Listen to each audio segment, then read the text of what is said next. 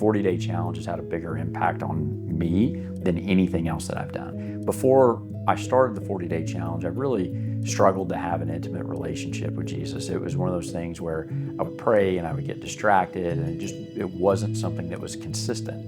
And so, ultimately learning to have that habit of putting the Lord first, being something where I get in the Word and then I can journal my prayers and have the written evidence of God in my life was hugely impactful for me.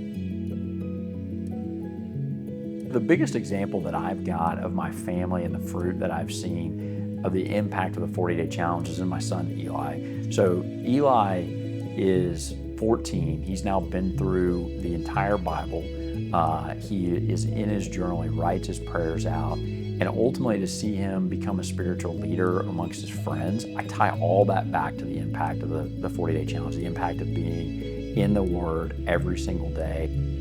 And ultimately, it's become something that's a core value for my entire family. My wife and my son, they do the 40-day challenge as well and have for years. It's something that we can come back to as a family and be able to talk about. And ultimately, it's really cool. Like in my office at home, I've got, just this entire bookshelf of journals that are the written evidence of my relationship with Jesus. So we think about the compounding effect of that.